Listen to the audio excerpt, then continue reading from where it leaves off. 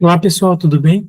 Vamos dar início então à nossa aula de número 2, né, onde nós trataremos então da matriz curricular com abordagem da educação das relações étnico-raciais no interior das áreas do conhecimento e dos núcleos de ação pedagógica das diferentes etapas e modalidades da educação básica. Lembrando que essa aula número 2 ela está dentro do módulo no qual nós estamos tratando da matriz curricular para a educação das relações étnico-raciais na educação básica. Lembrando mais uma vez, né, que anexo a essa aula nós temos um material em PDF, né, com estruturado, né, em forma de resumo em relação ao documento, os slides e também um simulado para que seja realizado depois, então, ok? Vamos lá. Só abrir aqui o meu arquivo.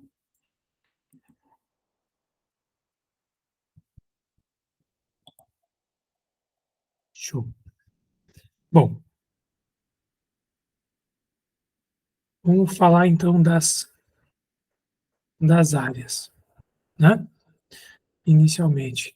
Então, educação para pluralidade e diversidade, ou seja, o documento ele aborda a necessidade de reconhecer e valorizar a pluralidade e a diversidade como riquezas na experiência humana e coletiva.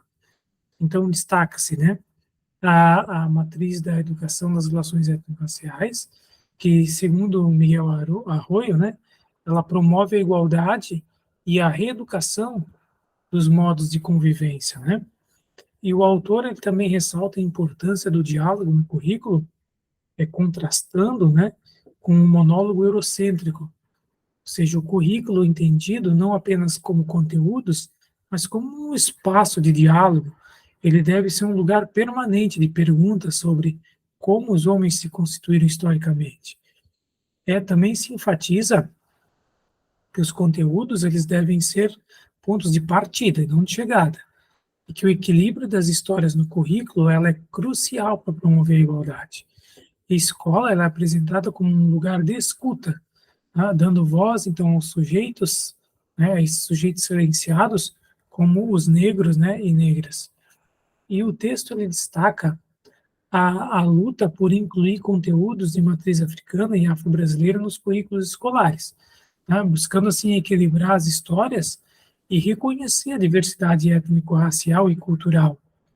Então, a matriz de Herer, né, ela articula abordagens para as diversas etapas e modalidades de ensino.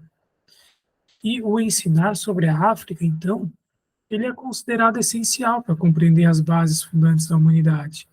E o documento ele propõe uma abordagem multicultural, né, polifônica, né, e comprometida eticamente com os excluídos.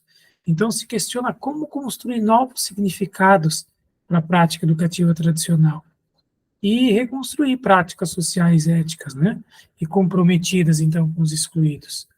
E a matriz de Herer ela visa visibilizar a África, os seus sujeitos e os temas, né, promovendo o equilíbrio da história como eixo epistemológico do fazer pedagógico da rede municipal de educação. Então, o documento ele destaca o compromisso com a educação escolar quilombola e ressalta a contribuição das organizações não governamentais na construção da educação integral. Né? Começando então aqui pelos bebês e as crianças na educação infantil. Né? Então, o documento ele aborda a importância da educação infantil como um espaço crucial para o desenvolvimento integral das crianças, destacando que a qualidade desse atendimento ela está diretamente relacionada ao reconhecimento da diversidade étnico-racial. Então, assim, a inserção da educação infantil na educação básica, ela representa avanços legais e políticos, mas ressalta que o conhecimento das diferenças é fundamental para uma educação de qualidade. Destaca também a necessidade de refletir sobre os pressupostos teóricos e práticas para a educação nas relações étnico-raciais, incluindo crianças de diferentes origens étnicas, né? Então, o documento enfatiza que a diversidade ela deve ser um princípio articulador nas ações pedagógicas da educação infantil, contribuindo, assim, para a desconstrução dessa invisibilidade de temas étnico-raciais. E, ao abordar a criança negra, o texto ele examina a sua histórica vulnerabilidade, né, relacionada às sequelas da escravidão, destacando que a criança negra no Brasil ela enfrenta desafios significativos, inclusive em termos de acesso à educação. A falta de visibilidade histórica e as condições contemporâneas, como a escassez de creches para as crianças negras, elas são discutidas como questões urgentes, né? E o texto ele também destaca a evolução das políticas educacionais na década de 90, reconhecendo a criança como um sujeito de direitos e cultura. E as diretrizes curriculares nacionais para a educação infantil, lá de 2010, elas são mencionadas como um marco que reconhece a diversidade étnica, incluindo as crianças afro-brasileiras, as indígenas e os quilombolas, né? E em relação à história da infância, o documento ele critica a limitação de estudos que historicamente representam crianças brancas e determinados estratos sociais, enquanto as crianças negras muitas vezes são retratadas de forma marginalizada. Então, ele aborda a representação da criança negra na literatura e a sua invisibilidade, né, durante a escravidão. Em resumo, evidencia a necessidade de considerar a diversidade étnico-racial como um princípio essencial da educação infantil, buscando uma abordagem que promova a igualdade de oportunidades e o respeito às diferenças desde os primeiros anos de vida. Vamos agora para as crianças, os adolescentes e os jovens, né? Então, o que devemos considerar? Então, o documento ele aborda desafios enfrentados pela educação básica no contexto de Florianópolis, né? Destacando a necessidade de superar preconceitos e estereótipos étnico-raciais. Então, enfatiza avanços na implementação de políticas educacionais, mas reconhece a persistência do eurocentrismo. Então, o currículo ele é apresentado como uma ferramenta para promover a igualdade, com ênfase na matriz curricular de educação, né, das relações étnico-raciais. Então, no ensino fundamental, a discussão ela se concentra na inclusão, diversidade e equidade. Né? Alguns dados sobre matrículas revelam que a predominância dos estudantes brancos e a importância, né, de se considerar a subnotificação étnico-racial. Então, o texto destaca a urgência de intervenções diante das disparidades identificadas. E no debate curricular, áreas como história, geografia, língua portuguesa e artes são apontadas como cruciais. Então, a legislação vigente sobre o ensino de conteúdo africano, ela é mencionada, ressaltando a sensibilidade dessas disciplinas ao tema. A história, por exemplo, ela é reconhecida como responsável por construções ideológicas sobre o negro, mas também como potencial agente de desconstrução dos estereótipos, né? Então, a análise dos livros didáticos, ela revela lacunas e estereótipos na representação da África e da população negra. A necessidade de revisitar e recontextualizar a história desses povos ela é destacada, especialmente ressaltando as contribuições culturais, né, técnicas e tecnológicas trazidas pelos africanos ao Brasil. Então, a abordagem da história da África ela propõe uma desconstrução de lugares fixos e hierarquizados, incentivando uma visão plural e equilibrada. O texto ele enfatiza a importância de começar o ensino a partir das experiências dos africanos em seus próprios territórios, destacando suas contribuições além da escravidão. Né? Na geografia também, a discussão ela se estende à compreensão dos territórios étnico-culturais e a importância de abordar a segregação espacial das relações étnico-raciais. Então, se propõe uma revisão na representação da África, né, situando-a como o berço da humanidade, e enfatizando a importância dos territórios diversos na construção de identidades. E, em resumo, o documento ele ressalta a necessidade de uma abordagem interdisciplinar, que reavalie, né, e reconstrua as representações étnico-raciais, né, dentro do currículo escolar, promovendo assim uma educação mais inclusiva, diversa e equitativa. Né? Vamos agora para os jovens, adultos e idosos, né, a questão da reconstrução dos conceitos.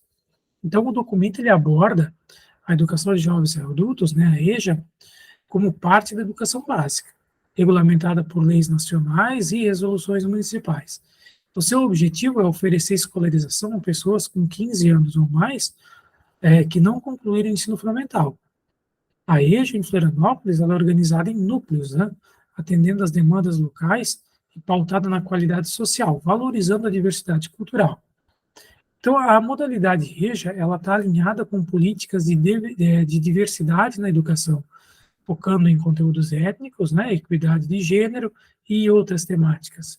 E o seu público inclui jovens, adultos e idosos em contextos variados, dialogando com diferentes grupos étnicos e com diferentes comunidades. A pesquisa é adotada como um princípio educativo, né, valorizando, então, as perguntas dos estudantes e mediando, né, entre saberes prévios e conhecimentos necessários. Mas há desafios na compreensão da EJA, especialmente quando comparada ao ensino regular. Destaca-se a importância de reconhecer e valorizar a diversidade étnica dos estudantes, né? Alguns dados de matrícula indicam uma predominância de estudantes brancos na EJA, mas o documento questiona esses dados, sugerindo que muitos estudantes negros eles podem ser categorizados como não declarados, né? E na reflexão que traz o documento da professora Nilma Lino Gomes, ela destaca a contradição da proposta pedagógica que busca incluir a questão racial na EJA, ao mesmo tempo em que a maioria dos estudantes é composta por negros e pobres. Então, o texto também aponta para a necessidade de abordar questões étnico-raciais na EJA, reconhecendo a existência de tensões e contradições que impactam negativamente os não brancos em várias esferas sociais. Então, concluindo, a EJA ela deve oferecer oportunidades para que o reposicionamento da autoestima dos estudantes, enfrentando o racismo vivido por eles, né? Então, o documento ele ressalta a importância de abordar as relações étnico-raciais na EJA como uma temática viva e urgente, né, combatendo a naturalização do racismo e promovendo uma educação multicultural que valorize e reconheça a diversidade, né? Com isso, vamos falar um pouquinho sobre os quilombos, né? Trazer um breve relato aqui. Porque o documento ele aborda a história dos quilombos, destacando a sua origem etimológica associada aos povos bantu africanos e sua presença no Brasil, especialmente entre os grupos étnicos Lunda, Ovimbundo, Bumbo, Congo e Imbangala, né? Então, inicialmente, os quilombos eram refúgios de negros fugidos, né, uma resposta ao tratamento desumano e alienado dos escravizados. E a partir de 88, com a Constituição brasileira, os quilombos ganharam reconhecimento e direitos territoriais. Então, o texto apresenta uma lista de comunidades quilombolas em Santa Catarina, né, evidenciando a sua distribuição e número de ordem. Então, destaca-se a história do Quilombo Vidal Ramos, reconhecido em 2013, cujos moradores enfrentaram desalojamento em 1960 para a criação de um parque. Então, a educação escolar quilombola ela é abordada por meio de diretrizes curriculares nacionais definidas em 2012. Né? E essa modalidade de ensino, ela compreende, então, as etapas de educação básica e destina-se às populações quilombolas, né? Buscando garantir o reconhecimento, valorização e continuidade dos conhecimentos tradicionais. O texto ele destaca a necessidade de políticas públicas educacionais específicas, né? Levando em conta a cosmovisão e identidade das comunidades quilombolas. Então, finalmente, né, o documento ele traz relatos de experiências de discriminação e dificuldades na educação escolar de pessoas quilombolas, ressaltando a importância de ações institucionais e pedagógicas, né, que promovam a igualdade racial, em conformidade, né, sempre com a legislação vigente. Bom, pessoal, assim a gente encerra, então, essa aula número 2 e a última aula, então, deste módulo, né? Agradeço por terem escolhido a nossa equipe, a equipe Mestres Concurseiros, né? Nossas redes sociais são disponíveis logo ali abaixo, né? Os perfis do Instagram, né? Caso queiram alguma dúvida, sugestão, comentário, enfim, né? Importante que nos sigam ali também. Né? Então, mais uma vez, né? Obrigado pela companhia. Espero ter contribuído um pouquinho, né? Na sua jornada de estudos. Lembrando sempre, né? Que é fundamental também a leitura integral, né? do documento original, cujo o link está disponível para acesso aqui na apostila, né? Eu faço a leitura da apostila, anotações nos slides, né? Assisto uma videoaula, né?